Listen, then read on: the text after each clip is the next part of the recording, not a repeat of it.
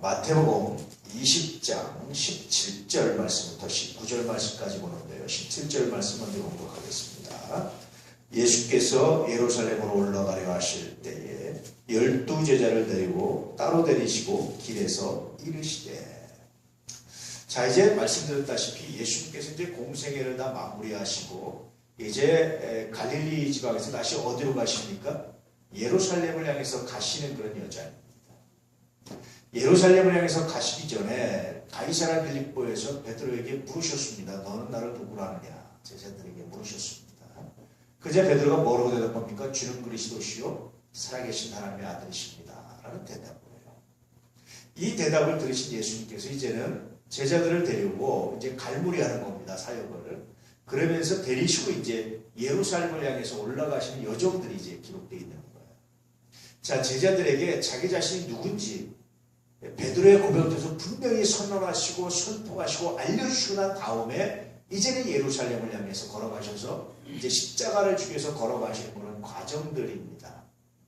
물론 이제 그 과정 중에서 길을 가시다가 예수님께서 12제자를 따로 데리시고 이 따로 불렀다, 따로 데리고 하셨다라는 말은 이제 사적으로 혹은 구별해서 조용히 너희들만 이렇게 부르신 거예요. 왜냐하면 이 당시에 예수님을 따라다니는 사람들은 굉장히 많은 사람이 따라다녔어요. 12명만 따라다닌 건 아닙니다. 물론 이들이 늘 360을 동행했느냐, 그건 좀 여러 가지 또 논리가 많아요. 그래서 이렇게 왔다 갔다 하기도 하고 뭐 바쁜 왔다 갔다 하기도 하고 또 이렇기도 하죠. 근데 어쨌든 12제자는 예수께서 중요하게 택하신 사람들이었는데 그 많은 예수님을 따르는 많은 무리들, 특별히 예수님이 메시아고 하나님으로 드러나고 많은 기적을 행한 다음부터 이제 마지막에 많은 사람들이 예수님을 따르기 시작했습니다. 그래서 굉장히 많은 사람들이 따르는데 그 중에서 예수님께서 12명만 따로 사적으로 개인적으로 따로따로 부르셨어요. 이렇게 부르셔서 예수님께서 하시고 싶은 말씀이 있었습니다.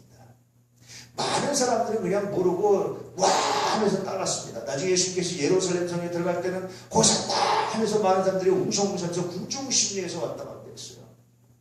그런데 예수님이 정작 중요했던 것은 그 군중심리에서 와 하는 사람들이 아니고 누구였습니까? 12명의 제자들이었어요. 그러니까 군중심리에서 막 떠받들고 막 외쳤던 사람들은 다시 또 군중심리에서 예수님 십자가에 못 박으라고 외치는 사람도 돌변합니다. 그런 사람들에게 예수님께서 집중하신 게 아니었습니다. 다시 말하면 예수님께서는 그냥 순간적인 인기나 순간적인 어떤 것들에 의해서 집중하신 것이 아니고 정말 중요한 게 뭔지 항상 기억하셨는데 그것은 자기의 12제자였다라는 거예요. 그래서 그들과는 늘 예수님께서 사적인 만남을 가지셨어요. 여러분 그거 아십니까? 사적인 만남이 중요합니다. 공적인 만남은요 정말 공적으로 하는 겁니다. 지금 여러분 나라를 시끄럽게 하는 이 비선 실세들, 이 사람들이 다 뭐냐면 사적인 만남을 갖는 사람들이에요. 그러니까 공적인 만남을 갖는 것보다 사적인 만남을 갖는 게 더 중요해진 문제가 되는 거예요. 사적인 만남 안 가질 수 없죠. 대통령이라고 가질 수 있죠. 그런데 이 사적인 만남이 항상 공적인 만남보다 우선하면 안 되는데 사적인 만남이 우선하는 듯한 인상을 준다든지 뉘앙스를 준다든지 어떤 것이 있어지면 이제 문제가 되는 거예요. 역대 대통령들이 다 그렇게 됐던 거예요. 그걸 못 벗어나는 겁니다. 그만큼 여러분 사적인 만남은 굉장히 중요하고 파워가 있고 굉장히 강력한 힘을 발휘하는 게 사적인 만남이에요. 신앙도 그렇습니다. 목사인 저하고 공적인 예배에서 공적으로 만나면은요, 여러분 기본적으로 되지만 그러나 그렇게 깊이 교제하거나 만나거나 어떤 은혜를 이렇게 누리거나 깊이 들어가기가 어렵습니다. 사적인 교제가 굉장히 중요합니다. 사적인 교제를 여러분 이상하게 생각하지 마시고 따로 한적하게 시간을 내서 교제하고 대화하고 기도하고 함께 나누는 시간이 굉장히 중요한 거예요. 예수님께서 12제자를 그렇게 사적인 시간을 만드시고 사적인 시간을 갖기 시작하셨다. 그래서 그 사적인 시간을 내서 거기서 정말 중요한 얘기를 하셨어요. 거기서 예수님께서 정말 중요한 얘기를 다시 한번 이야기하시고 세 번째 예수님께서 죽으셨다 부활하신다는 이야기를 정말 중요한 얘기를 많은 군중들 앞에서 할 수 없는 얘기를 사적으로 불러서 이렇게 하셨다는 겁니다. 여러분 그래서 우리가 신앙도 마찬가지로 여러분 예수님을 사적으로 만나고 계십니까? 개인적으로 만나고 계십니까? 이 경험이 얼마나 중요한지 몰라요. 이 사적인 만남이 얼마나 중요한지 모릅니다. 물론 이것이 지나쳐서 공적인 만남보다 우선하면 문제가 있어요. 항상. 그러나 그렇지 않는 범위 내에서 공적인 만남 가지고는요 다 채워지지가 않아요. 이렇게. 근데 사적인 만남으로 그 빈칸들을 채워가는 거예요.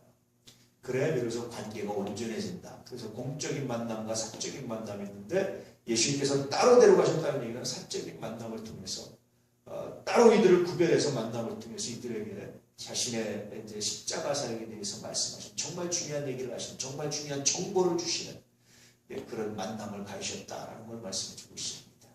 이런 만남, 사적인 만남과 공적인 만남의 조화가 여러분들에게 있기를 주님으로 축복합니다. 이게 굉장히 중요한 겁니다. 자, 18절 말씀. 보라, 우리가 예루살렘으로 올라가노니 인자가 대제사장들과 서기관들에게 넘겨지면 그들이 죽이기로 결의하고. 사적인 만남을 가지고 따로 불러서 뭘 할까? 예수님이 왜 부르실까? 우리를. 야, 우리에게 뭐 이렇게 왕이니 뭐 한 자리 이렇게 얘기하면 예수님께서 인선한 걸 발표하려고 하시는 걸까? 뭘까? 우리에게 어떤 직책을 줄까? 이런 기대를 가지고 사람들이 보는 거예요. 그 뒤에 이제 요한의 어머니 때문에 이런 것들이 이제 확증되는 건데요. 예수님께서 따로 이러면 안 되지만 따로 해서 사적인 만남을 하니까 사람들이 다 제자들이 가슴이 두근두근 하는 거예요. 이제 예수님께서 드디어 이제 왕이 되시나 보다 우리 보시께서 뭐가 우리한테 무슨 자리를 줄까? 재무장관을 누구 줄까? 뭐 이렇게 국토부 장관은 누구 시킬까? 뭐 경제부총리는 누구 시킬까? 그래서 제자들이 떨면서 아마 그럴 땐다 베드로 아마 네가 그래도 제일 높은 자리 찾아야겠지 뭐 이러면서 아마 그러면서 갔을 수도 있어요. 그랬던 것 같습니다. 그런데 예수님은 전혀 엉뚱한 얘기를 하셨어요. 보라, 우리가 예루살렘으로 올라간다. 이제 내가 예루살렘으로 올라간다. 그런데 인자가 사람의 아들이 내가 예수님 자신을 인자라고 불렀어요. 사람의 아들이 내가 하나님으로서 사람의 아들이든 내가 사람이든 내가 대제사장들과 서기관들에게 넘겨질 것이다. 그 당시 가장 영향력 있는 사람들, 어떤 의미에서 많은 사람들이 호산나 하고 예수님을 따랐던 이유 중에 하나는 뭐겠습니까? 야, 이제 예수님이 왕이 되시면 그 썩어 빠진 대제사장들 다 그냥 몰아쳐버리고 썩어 빠진 종교 지도자들 예컨대 서기관들 다 갈아쳐버리고 헤롯 대왕 물러버리고 로마 물리쳐버리고 야, 정말 이제 새로운 세상에 새로운 하늘이 열릴 거 아니냐, 뭐 이제 이런 기대를 가지고 모이는 거죠. 그런데 지금 전혀 엉뚱한 얘기를 하셨는데 오히려 그들을 물리치고 그들을 내보내고 그들을 척결하는 것이 아니라 그들에게 잡힐 것이다. 그들에게 당할 것이다. 그래서 그들이 죽이기로 결의할 것이다. 그들이 죽이기로 재판하고 결정할 것이다. 유죄, 사형 선고를 내릴 것이다. 이 말씀은요, 사람들의 기대와 정반대입니다. 다시 말하면 사람들이 이제 예수님께서 예루살렘에 올라가시면 이제 제사장들, 서기관들, 대제사장들, 로마의 병사들, 헤롯, 빌라도 등등 다 싹 청소해버리고 이제 새로운 나라, 정말 하나님의 나라를 건설할 거라고 생각을 했는데 전혀 엉뚱하게 오히려 그들에게 당할 거라고 말씀하십니다. 정말 기대에 여러분, 이건 반전입니다. 정말 기대치가 어긋나는 거예요. 그런데 제자들이 얼마나 놀랐을까요? 19절 말씀 계속해서 함께 읽겠습니다. 이방인들에게 넘겨주어 그를 조롱하며 채찍질하며 십자가에 못 박게 할 것이니 제3일에 살아나리라. 특히 이방인들은요, 유대인 남자들에게 이방인은 정말 유대인들에게 수치스러운 사람입니다. 그래서 몇 번 말씀드렸지만 1세기 당시 유대인 남자들의 기도문이 하나 이렇게 발견된 게 있었어요. 1세기 예수님 당시에 유대인 남자들 평균 기도문이 하나 있었는데 이게 뭐라고 되어 있었냐면 그 기도문에 하나님의 나를 개나 돼지나 여자나 이방인으로 태어나지 않게 해서 감사합니다. 이런 기도를 했어요.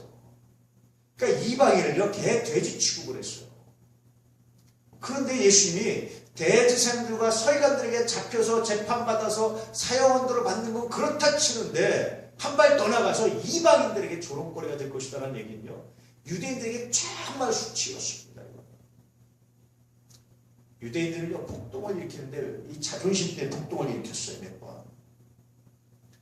예컨대 유대인의 6월절 이런 절기 때 로마의 병사들이 예루살렘에서 유대인들을 향해서 이제 옛날 사람들 조롱한다 엉덩이를 이러고 막 흔들었어요. 이거는 완전히 이제 이렇게 무시하는 겁니다. 그래서 유대인들이 거기에 열이 받아가지고 폭동을 일으켰어요.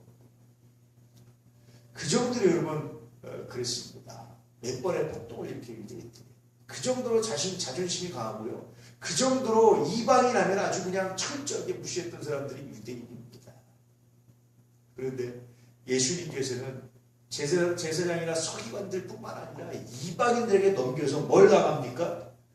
채찍받고 조롱당하고 십자가에 못 박힐 것이다. 그렇게 말씀하십니다. 완벽한 패배입니다. 그 세상에요. 야, 일로 와봐. 그래서 사람들은 막 가면서 야, 이제 내가 예루살렘에 가면 내가 세상을 평정하고 다 할 텐데 의견이 있으면 말해봐. 너 뭐 갖고 싶어? 이렇게 정상이잖아요. 이게 이래 구조가 맞는 거예요. 그런데 기껏 가서 하신다는 말씀이 내가 가서 죽을 거야. 완전히 망하고 완전히 패배당할 거야. 이런 말씀을 하신다. 여러분 이게 신앙의 신비입니다. 늘 말씀드렸지만 그래서 신앙은요. 패배가 아니고 승리가 아닙니다. 패배인데 승리가 아니고요. 승리인데 패배가 되는 경우들이 너무나 많아요. 그게 신앙의 신비입니다. 하나님의 신비입니다. 이겼는데 지고 졌는데 이기는 경우들이 굉장히 많아요. 승자의 저주라는 말 들어보셨습니까? 예컨대 기업 M&A 같은 거, 인수합병 같은 거 하잖아요. 이렇게 인수합병을 했는데 분명히 경쟁에서 이겼어요. 그냥 낙찰받아가지고 야 저게 우리가 먹는다고 딱 먹었어요. 근데 그 순간 완전히 그것 때문에 우리가 망하는 거예요.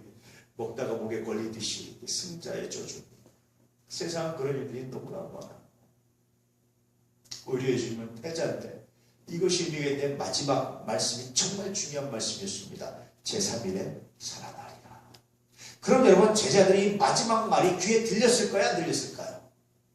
예수님께서 어법이 참 재밌으세요. 예수님의 어법이요. 만약에 야 내가 3일에 살아날 거야. 3일째. 그러고 말씀하시면 제자들이 이 말을 듣잖아요.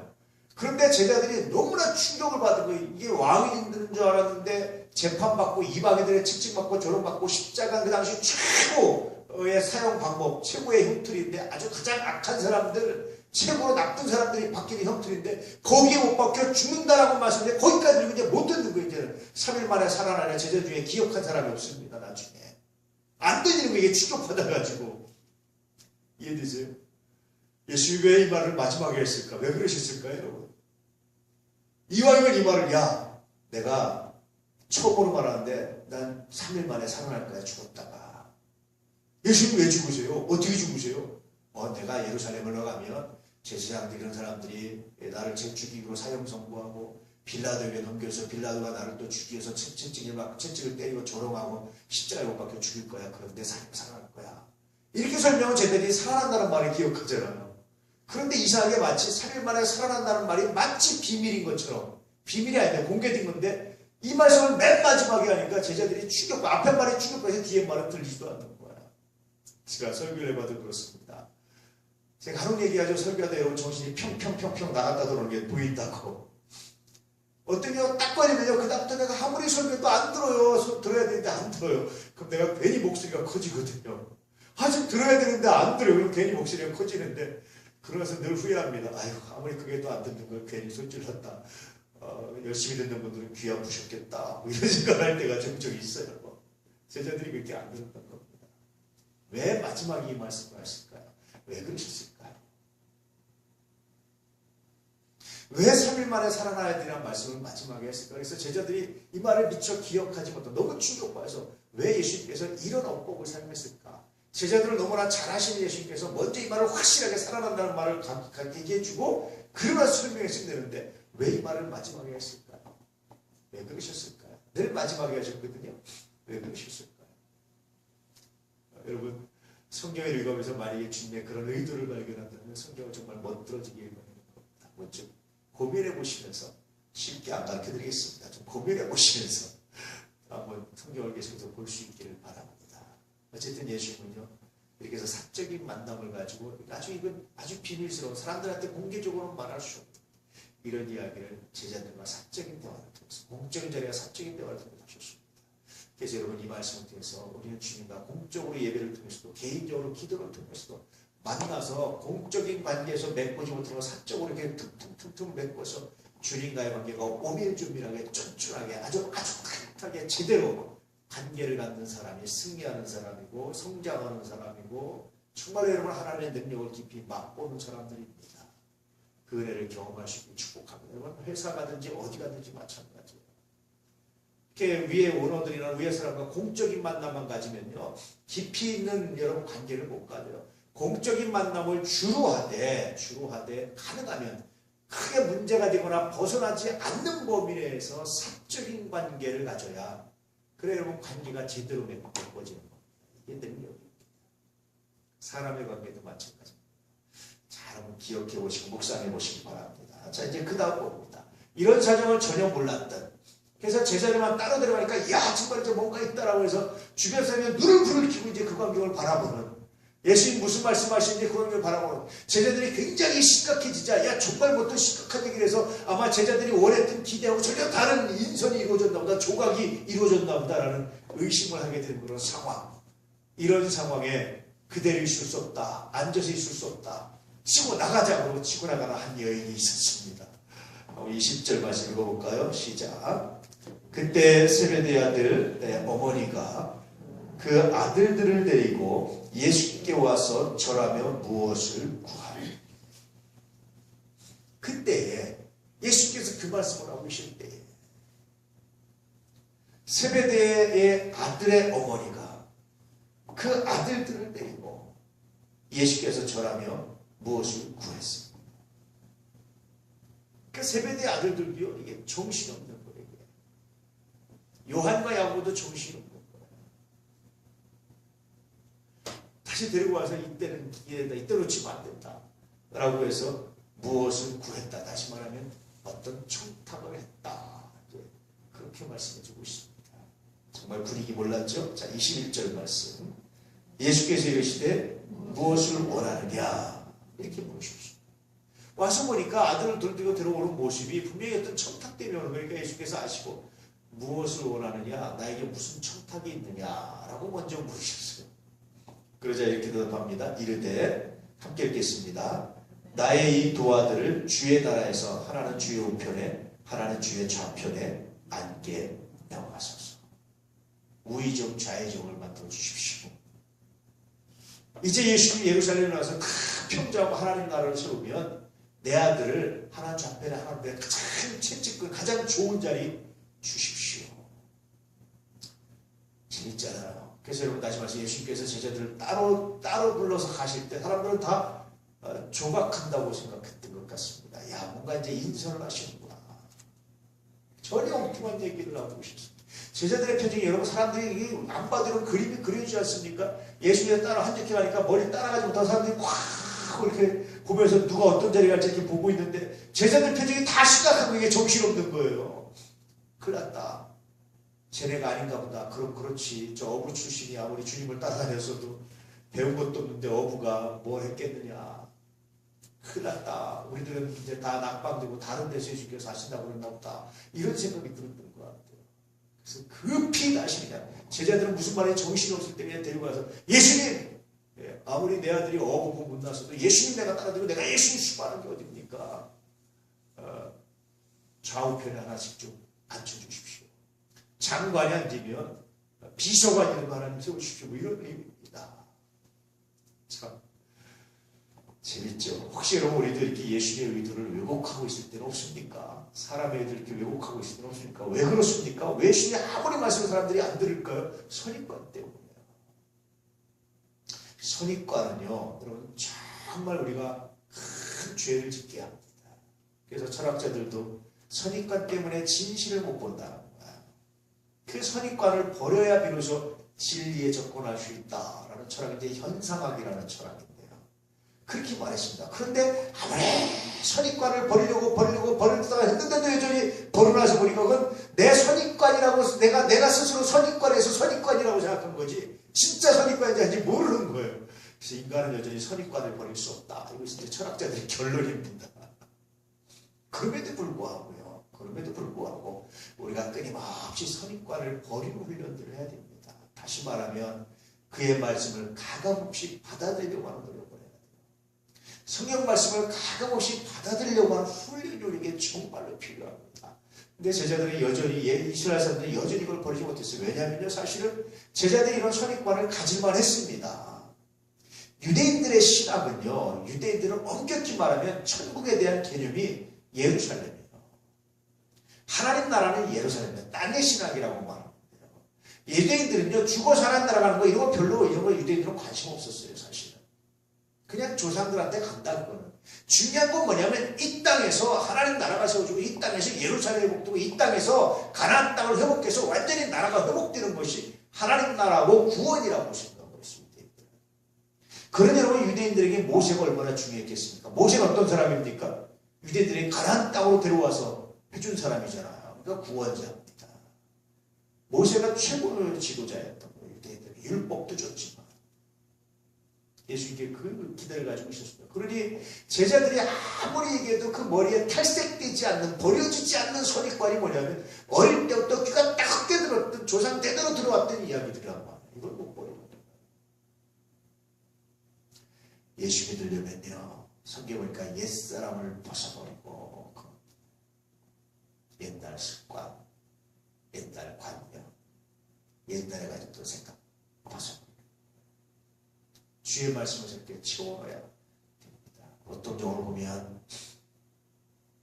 예수를 믿어도요, 옛날 분들은 옛날 유교적인 사고방식 다 갖고 있어요. 꼭 무슨 제사 지내야 되고, 물론 우리가 추도 예배하는 건 굉장히 좋습니다. 또 형식을 갖추고 그런 거 하고 꼭 이렇게 그런 걸 못 버리는 거예요. 뭐 했는 걸 못 버려요. 그것 때문에 여러분, 그것 자체가 문제가 아니에요. 근데 그것 때문에 많은 것들을 놓칠 수 있어요. 그것 자체가 문제를 일으키진 않는데 그것 때문에 2타, 3타 이렇게 여러 가지 터져가지고 정말 중요한 것들을 놓치고 정말 중요한 생명을 놓치고 정말 중요한 사랑을 놓칠 때가 얼마나 많은지 몰라요. 이런 이야기가 있습니다. 지난번에 얘기했는지 혹시 모르겠는데 샌프란시스코가 제자들과 함께 금식을 했어요. 40일 금식했대요. 예수님처럼. 39일째 제자들이 일을 한 걸 금식했는데 39일째 맛있는 스파게티 옆에 있는데 한 제자가 그걸 못 찾고 떠먹었어요. 모든 제자들이 눈을 부르고 그냥 다 호강을 했습니다. 너 때문에 우리가 다 하루만 더 채우면 40분도 채우는데 너 때문에 우리가 이게 뭐냐 하고 선생님이 이게 얘가 이랬습니다. 그러니까 샌프란시스코 갔다가 가만히 딱 앞으로 닦아더니 쓱 닦았다 퍼먹기 시작했는데 깜짝 놀랐어요. 이게 무슨 일입니까? 우리가 하루만 더 채우면 되는데. 그러니까 이렇게 얘기했다고 그래요. 우리가 금식하는 이유가 금식하다가 실패한 사람 정죄하고 비난하려고 한다면 금식하는 이유가 합당하지 않다. 금식하면서 기도하는 이유가 오히려 못하는 사람을 용서해주고 긍휼히 여겨주고 끌어주고 해야 비로소 금식의 의미가 있는 것이지. 그거 하루 못 지켰다고 공격하고 비난하고 욕하려면 그런 금식은 없는 게 낫다. 그리고 먹어서 제자들의 금식이 39일로 맞췄다라는 전설 같은 이야기가 있습니다. 근데 참 교훈이 재밌잖아요. 그렇지 않습니까? 우리가 여러분 예수 잘 믿고 열심히 일하는 이유가 뭐예요? 정죄하고 비난하고 그러기 위해서 하는 것은 이건 예수 믿는 게 아닙니다. 왜 그렇습니까? 이게 옛사람을 벗어버리지 못해서. 정말 예수 믿고 우리가 열심히 한다는 얘기는 용서해주고 축복해주고 기다려주고 그가 뭘 안 한다고 말하기 전에 내가 하려고 하고 이게 예수 믿는 거예요.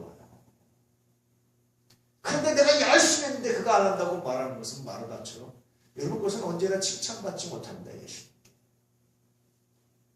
내버려둬라. Let it be 그러잖아요. 여러분 아시죠? Let it be. Let it be. 내버려둬라. 그냥 놔두라는 거예요. 놔두라. 그래서 우리가 신앙생활을 점점 해가고 점점 더 하나님을 닮아가고 묵상하고 점점 기도할수록 우리는 정죄하고 못한 놈을 그냥 포용하고 용서하고 내가 누구한테 바라는 거 그가 못하면 내가 합니다라고 해서 대신 채워줄 수 있는 그런 여유, 그것이 바로 신앙의 성장인 거죠. 제자들은 전혀 이 당시까지는 이렇게 성장하지 못했던 모습들을 우리가 볼 수 있습니다. 자, 22절 말씀. 예수께서 대답하여 이르시되 너희는 너희가 구하는 것을 알지 못하느냐. 내가 마시려는 자를 너희가 마실 수 있느냐. 그들이 말하되 할 수 있나이다. 너 정말 이게 무슨 의미인지 모르느냐? 내가 죽었다가 살아난다는 말이 무슨 의미인지 모르느냐? 내가 십자가 진다는 말을 말했는데 그게 무슨 말인지 모르느냐? 몰랐던 거예요, 제자들.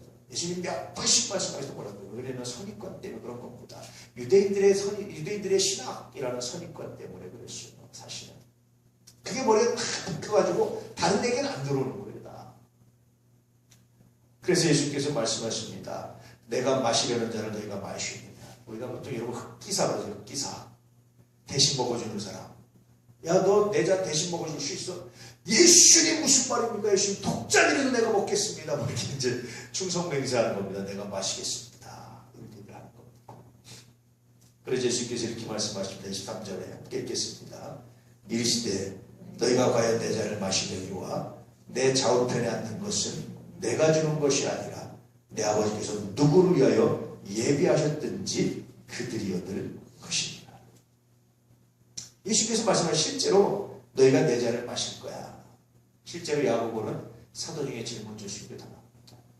요한은 맨 마지막까지 살았지만 밤모습에 유배당해서 그는 순교보다 더한 사실은 그런 고난과 고통을 당했어.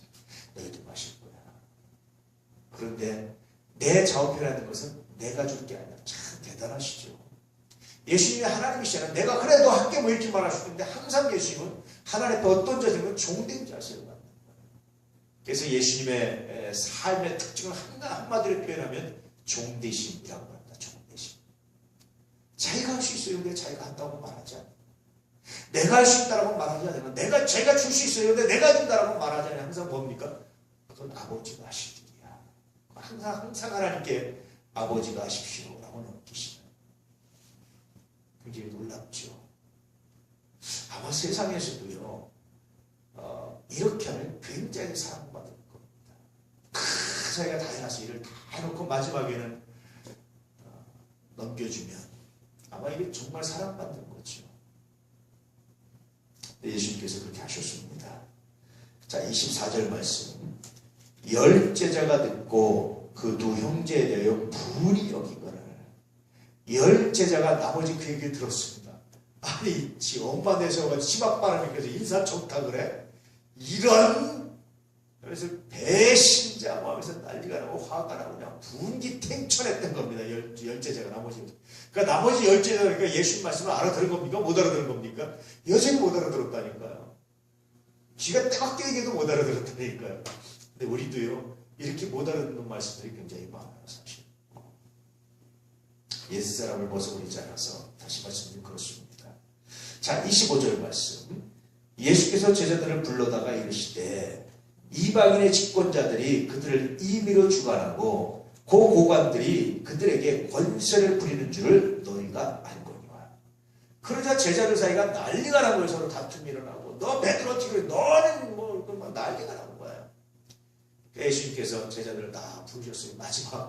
마지막 십자가 사건 앞두고 부르셨어요. 참 마음이 착잡하셨을 것 같아. 인간적으로 보면 부르셔서 말씀하시기를 이방인의 집권자들, 이방인의 왕들이나 총독이나 이런 집권자들은 그들이 임의대로 그 고관들에게 다른 사람들에게 벼슬도 주었다 뗐다고 지 마음대로 그렇게 하지 않느냐. 이 말씀을 먼저 하셨습니다. 그리고 26절 말씀하십니다. 시작. 너희 중에는 그렇지 않아야 하나니 너희 중에 누구든지 크고자 하는 자는 너희를 섬기는 자라. 비로소 예수님께서 내 좌우편에 앉힐 사람은 내가 아니라 아버지다라고 말씀하시는 거가 되어요.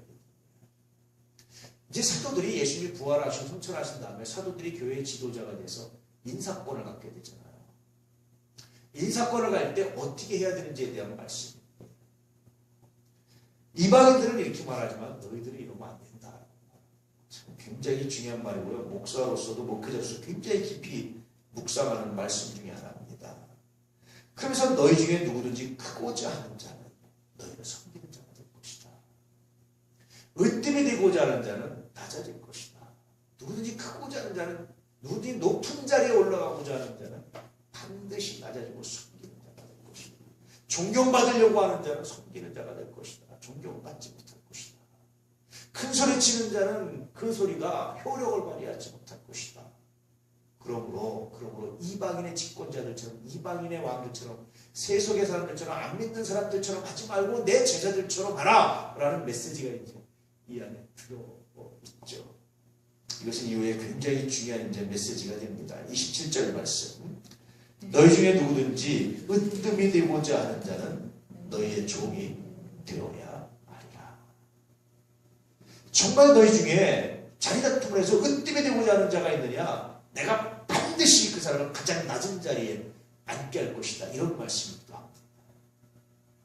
너희 중에 누가 더 커서 이기려고 하는 자가 있는데 내가 반드시 실패하게 할 것이다. 너희 중에 누구든지 커서 지배하려고 하는 자가 있는데 반드시 내가 낮출 것이다. 그렇게 말씀하십니다. 반대로요. 반대로 낮아서 섬기는 자가 있느냐? 내가 반드시 높여줄 것이다. 그런 말씀입니다. 그러니까 제자들 보고 괜히 높은 자리로 싸우지 말아라. 높은 자리 가서 싸워서 높은 자리 오면 그 순간 나라고 떨어진다. 더 낮아지려고 노력하는 사람 내가 반드시 높여줄 것이다. 하나님이 그런 사람을 내 좌우편에 앉으실 것이다 라는 메시지이기도 합니다. 그래서 우리가 신앙생활하면서 이 말씀을 묵상할 이유가 참 여러 가지로 많죠. 내가 얼만큼 낮아지시는지 얼만큼 섬기시는지 묵상할 수 있는 그건 정말 귀한 것이 아닐까라는 생각이 듭니다. 그러면서 28절에 결론적으로 말씀하신 함께 읽겠습니다. 인자가 온 것은 섬김을 받으려 함이 아니라 도리어 섬기려 하고 자기 목숨을 많은 사람의 대속물로 주려 합니다. 비로소 예수께서 성육신하신 목적을 하나 말씀하셨죠. 그 목적은 사실 우리를 구원하는 겁니다. 저희 백성을 저희 죄에서 구원할 자다. 그것이 바로 구원자. 예수라는 이름 자체가 구원자입니다. 임마누엘, 우리를 구원하시는 분입니다. 하나님이 함께 하시고. 근데 그분이 다시 말씀하시기를 구원하는데 구원하는 방법이 있어요. 옛날 여러분 세상 임금들은 세상 왕들은 구원하면 어떻게 합니까? 혁명을 일으킨다든지 전쟁을 일으킨다든지 칼과 창을 가져온다든지 이래서 내가 너희를 구원하러 왔노라 하고 칼 들고 이러잖아요. 이슬람은 그랬습니다. 이슬람은 실제로. 근데 예수는 전혀 다른 방법이에요. 구원의 방법이. 세상에 오신 목적이 구원하시기 위함인데 구원의 방법이 전혀 다른데 오늘 말씀은 사실은 세상에 오신 목적을 말하는 게 아니라 방법을 말하는 건데요. 구원하시는 방법이 뭐냐? 섬김이라고 말하십니다. 발을 닦아주고 다른 사람의 아픔을 씻어주고 억울함을 풀어주고 들어주고 이런 섬김이 예수께서 구원하시는 방법이다. 오늘날 우리에게도 말하는 겁니다. 섬김만큼 귀중한 게 없어요. 기독교인들이 착각하는 게 기독교인들이 일치단결해가지고 기독교의 대통령 세우면 나라가 잘 될 것이다. 아닙니다. 그건 섬김의 방법이야.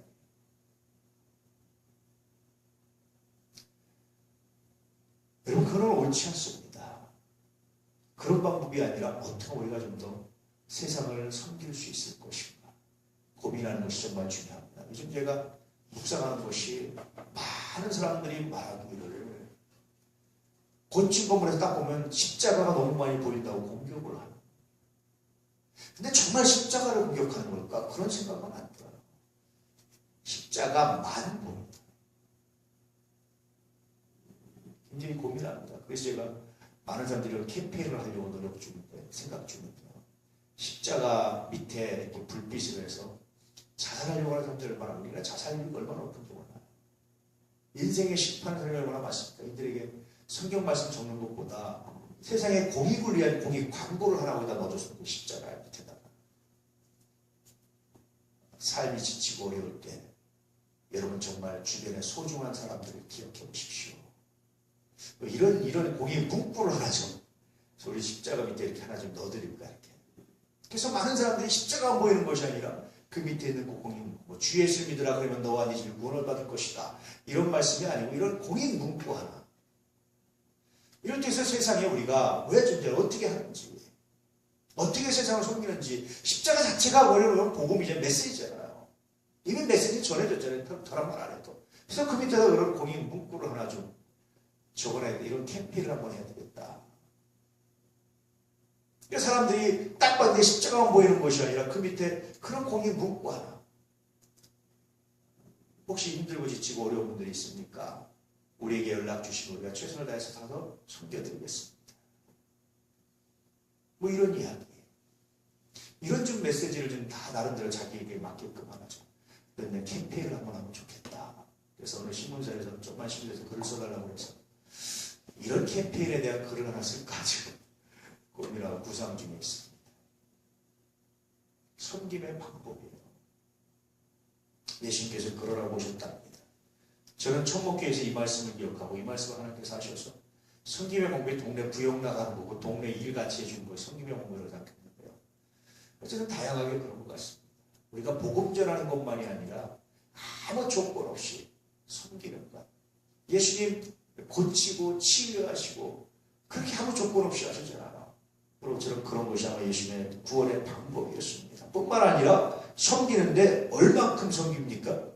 자기 목숨을 대속으로 줄 만큼 아낌없이 다 내어줄 만큼 섬기기 위해서 내어왔다. 그 결과 뭡니까? 우리를 구원하는 것이다 라고 말하죠. 우리에게도 동일하게 말씀하십니다. 예수님께서 우리를 세상에 내보내신 이유는 왕같은 제사장을 만들어서 세상에 내보내신 이유는 왕의 권세를 행사하고 가서 큰소리치고 그러라고 아니라 섬기라고. 그래서요 예수 믿는 사람들의 간증이 잘못됐어요. 뭐가 잘 되고 번창하면 간증하는 거 그건 여러분 예수 안 믿어도 다 알아요. 정말 우리가 간증해야 될 것은 그것이 아니라 그래서 내가 어떻게 섬겼는지. 정말 중요한 간증은요 내가 실패하고 병들고 힘들고 어려웠을 때 내가 그것을 어떻게 이겨냈는지, 그때 내 믿음이 어떤 믿음이었는지, 그때 나는 어떤 믿음을 가졌던지, 이런 것들을 간증해야 진짜 간증이 아닐까. 이기고 승리하고 얻고 쟁취하고 하는 것을 간증하는 것이 아니라 빼앗기고 넘어지고 쓰러짐에도 불구하고 세상을 원망하지 않고 다른 사람을 원망하지 않고 하나님을 원망하지 않고 내가 감사하며 살았습니다. 내가 하나님을 믿기 때문입니다. 이것이 우리의 간증이어야 되지 않을까. 이것이 세상을 섬기는 또 다른 방법이지 않을까.